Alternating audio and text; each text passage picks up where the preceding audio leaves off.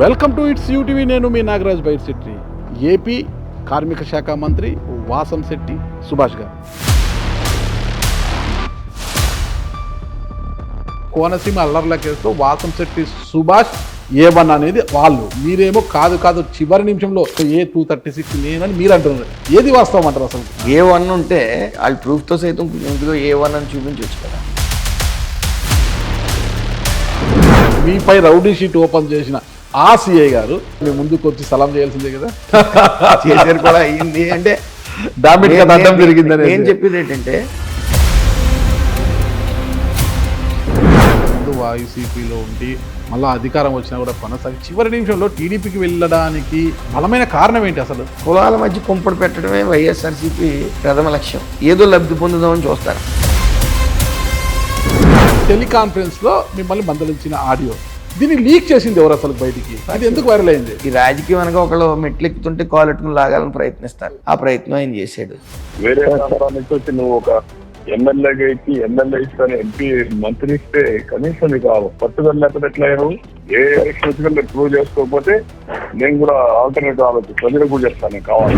రామచంద్రపురం వెళ్ళి బరిలోకి దిగినప్పుడు అక్కడ తోట త్రిమూర్తులు, పిల్లి సుభాష్ చంద్రబోస్ ఇద్దరు ఏకమైపోయారు. ఇద్దరు సీనియర్లు.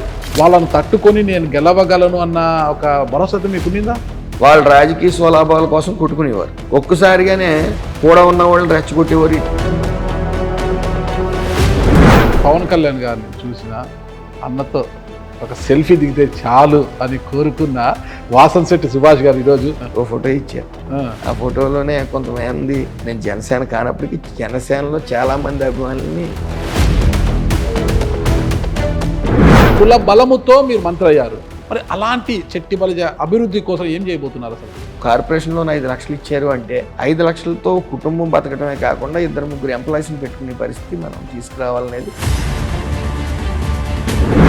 మంత్రివర్గ పునర్వ్యవస్థీకరణ అంటూ జరిగితే వాసంశెట్టి సుభాష్ కుర్చీ పుష్కాకి అవుట్ అంటున్నారు. సో ఒక రకంగా ఇప్పుడు ఏంటంటే సాక్షి అత్యుత్సాహం చూపించింది, ఓ ట్రోల్ చేసిందని. అది ఒక రకంగా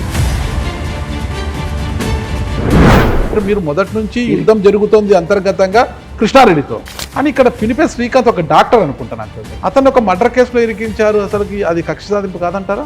విశ్వరూప్ గారు ముఖ్య అనుచరుడు, కేసుని ఎందుకు పెండింగ్ పెట్టాలి? 2 years ముఖ్య అనుచరుడు అన్నప్పుడు వెంటనే తేల్చాలి కదా. ఆ అమ్మాయి మంత్రి వాసంశెట్టి సుభాష్ గారు భూ కబ్జాలు చేస్తున్నారు, ఆయన అనుచరులు లిక్కర్ దందాలు, ఇసుక దందాలు ఎక్కువగా చేస్తున్నారు. ఇటీవల ధర్నాలు కూడా చేశారు కదా. దాని వెనక ఎవరున్నారంటారు? మనం ఏం చేసినా సరే డేగ కన్ను ఒకటి కాదండి, 5 సంస్థలు మన మీద పనిచేస్తూ ఉంటాయి.